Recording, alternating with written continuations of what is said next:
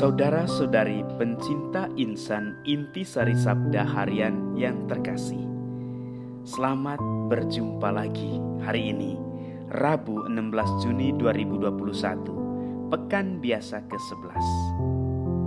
Hari ini kita akan membacakan dan merenungkan perikop Injil Matius bab 6 ayat 1-6, dilanjutkan ayat 16 sampai 18. Mari kita simak bacaan Injilnya.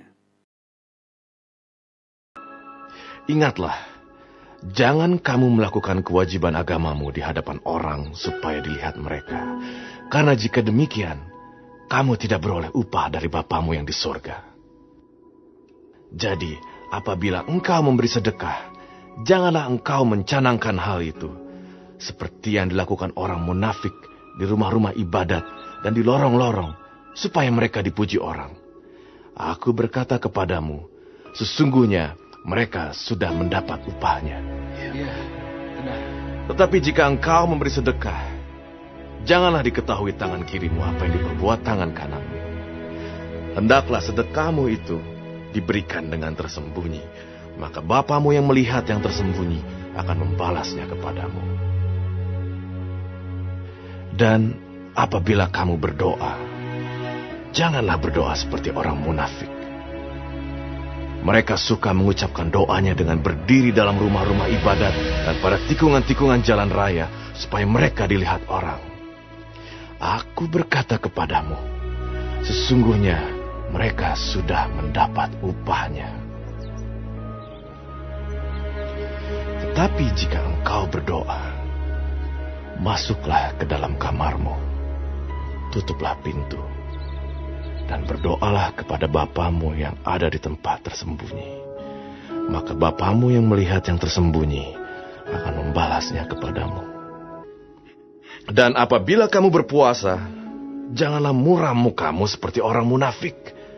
Mereka mengubah air mukanya supaya orang melihat bahwa mereka sedang berpuasa. Aku berkata kepadamu, sesungguhnya mereka sudah mendapat upahnya. Tetapi apabila engkau berpuasa, minyakilah kepalamu dan cucilah mukamu, supaya jangan dilihat oleh orang bahwa engkau sedang berpuasa, melainkan hanya oleh Bapamu yang ada di tempat tersembunyi. Maka Bapamu yang melihat yang tersembunyi akan membalasnya kepadamu. Saudara-saudari pencinta insan yang terkasih, intisari yang boleh kita petik dari bacaan Injil tadi dapat kita bahas seperti berikut ini. Ada 3 kewajiban agama yang biasa dilakukan oleh orang-orang beragama, yakni memberi sedekah, berdoa, dan berpuasa. Karena merupakan kewajiban, ada kecenderungan pelaksanaannya untuk disaksikan oleh orang lain, sehingga bisa diakui sebagai orang yang taat beragama. Memberi sedekah seringkali harus diorganisir, entah sepersepuluhan atau derma, yang harus diedarkan di depan mata semua orang pada saat ritus persembahan dijalankan, atau aksi puasa pembangunan yang ditentukan dengan harga atau nilai tertentu. Bahkan hal itu harus diumumkan supaya diketahui siapa yang sudah bayar dan yang belum bayar. Ini realitas kehidupan yang dibentuk oleh konstruksi sosial kehidupan bersama. Berdoa pun demikian, harus berkumpul di satu tempat, dan kadang dengan motivasi persaudaraan atau persekutuan, ada kecenderungan untuk mengecek kehadiran yang lain. Ini juga kenyataan sebuah persekutuan sosial yang harus menampilkan eksistensinya dalam hidup bersama. Dalam berpuasa juga demikian. Ada masa dan hari-hari tertentu yang ditetapkan supaya suatu kelompok umat beragama menjalankan puasa. Bahkan ada yang mengorganisir puasa bersama. Pelaksanaannya dikondisikan supaya orang tergerak untuk berpuasa. Ini juga masuk dalam konstruksi sosio-religi kehidupan manusia sebagai makhluk kolektif, makhluk yang selalu mau bersama. Saudara-saudari pencinta insan yang terkasih, Dari semuanya itu, Yesus mengajarkan supaya dalam memberi sedekah perlu dilakukan secara tersembunyi tanpa diketahui oleh banyak orang. Dalam hal berdoa pun demikian, masuk dalam kamar dan pintu ditutup, biar hanya Bapa di surga yang mengetahui doa kita. Berpuasa juga dilakukan secara tersembunyi dan membiarkan Bapa sendiri yang mengetahui tindakan salah tersebut.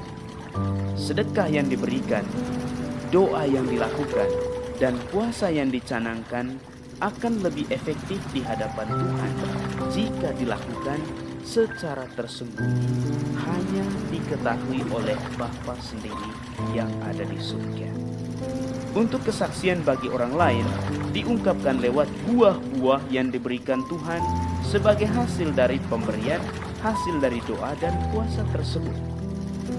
Jadi, efek dari pemberian sedekah, efek dari doa, dan efek dari puasa terungkap lewat kepribadian, perilaku setiap hari, dan bagaimana daya tanggap tiap hari seseorang terhadap sesamanya.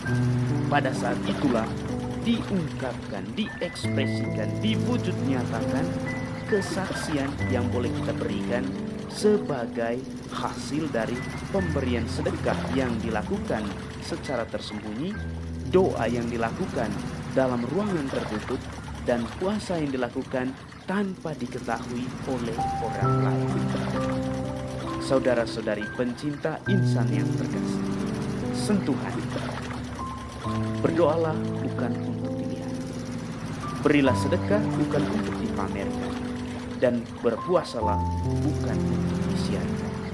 Tuhan memberkati.